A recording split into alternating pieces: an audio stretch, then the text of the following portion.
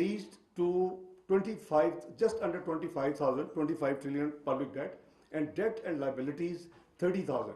Now, we stand after 4 months. We left that 25,000, 44,500. Please correct me if my figures are wrong.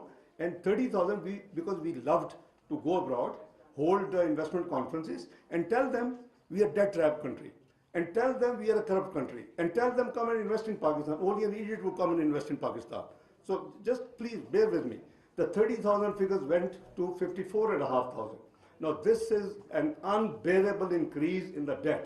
Why it happened? There are two reasons. A, the fiscal deficit went to sky, and the rupee was left free fall, and as a consequence we had 4,000 billions also added to our public debt on the external side, which is $20 billion, and the exports only increased all those gurus who used to campaign that if the rupee is allowed to slide and move according to the market mechanism, so the exports will go sky high. I wish it would have gone, and I would have been happiest Pakistani, but it's only increased in the first 3 years 800 million.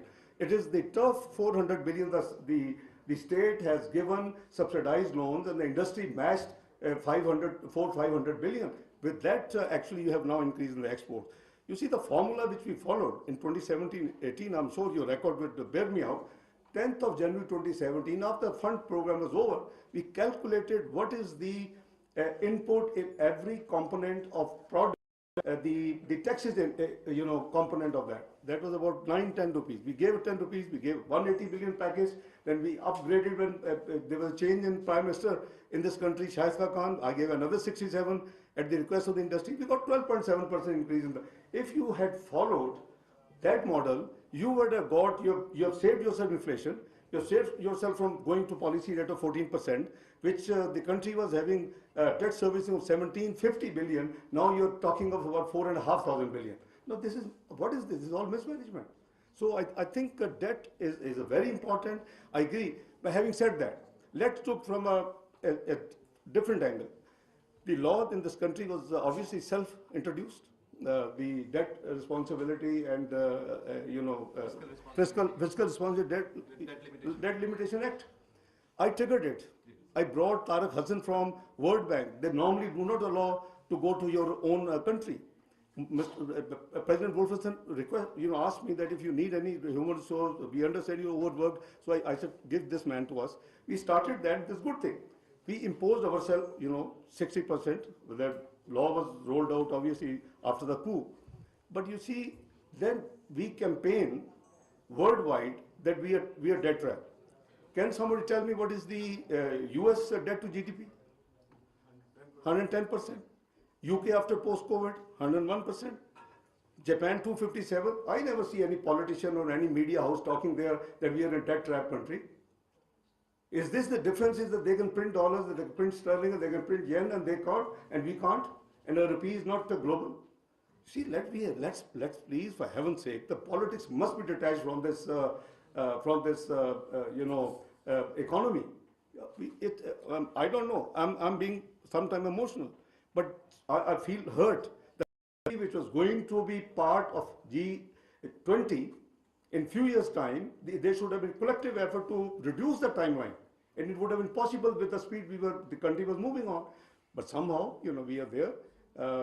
It's never too late. I think you campaign with your media partners and colleagues. Please force us that you go on that path, have chart of economy, and move the country back to where it was 2017. Right. I think this is very important, and we recognize that you have been, I think, championing this cause of Charter of Economy for many years. And on behalf of at least Prime Institute, I can commit that in the future, in next, going to elections, whenever we go to next elections, we will be actually working on the Charter of Economy, and we'll come back to you with your inputs, and of course other political parties would be involved in that process also. And certainly I think this is very important. And moving on, I just want to, you mentioned about the currency, and I just want to pick up the the sound money theme. I know you're very also sensitive on that point, but I just want to hear your views on this association between strong currency. गुफ्तगू कर रहे थे, इस वक्त वो चंद सवालों के जवाब भी दे रहे हैं और टैक्स वसूली से मुताल्लिक उन्होंने बड़ी अहम बात की और ज़ाहिर है टैक्स वसूली पाकिस्तान का एक बड़ा मसला रहा है, एक पेचीदा मसला रहा है, उस पर हुकूमतें बहुत काम भी करती आई हैं। I'm not trying to take credits on everything, but let me remind you, Pakistan was on PEG system till October 1999. And after the sanctions, putting and fixing the economy, it is I was finance minister, it is PMLN which started 80-20, 60-40, 20-80 and then 100% market based.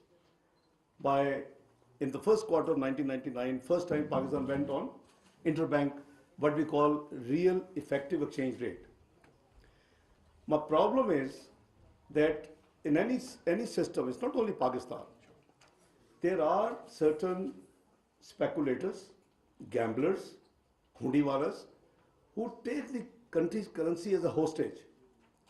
If the state does not come in play, I think then what will happen is what has happened now. See the recent, did Bank of England not intervene?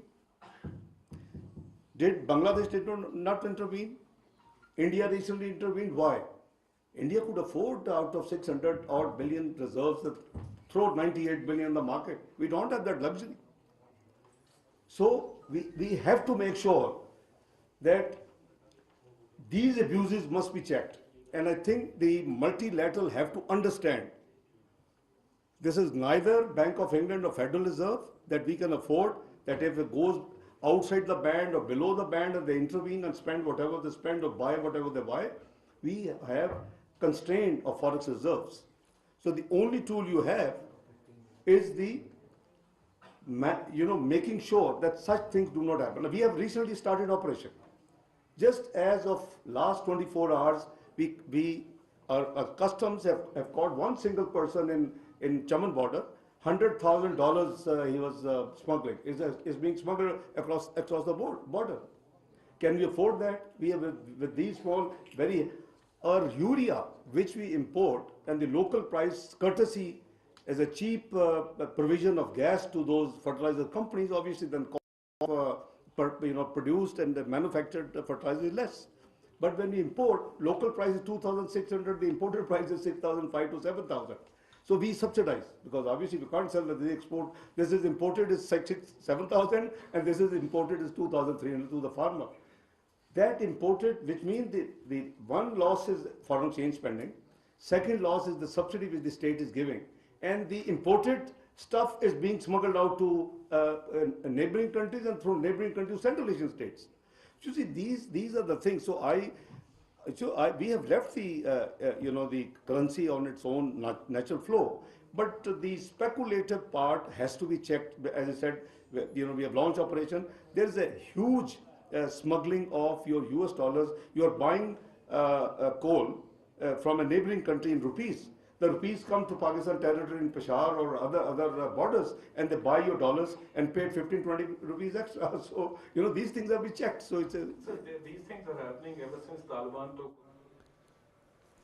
वफाकी वज़ीर ख़जाना Isaac डार तकरीब से ख़िताब कर रहे थे। उन्होंने कहा कि पॉलिसियों के तसलसल में हमेशा मुश्किलात का सामना रहा है और मुल्की मईशत को मुस्तहकम करने की कोशिश कर रहे हैं।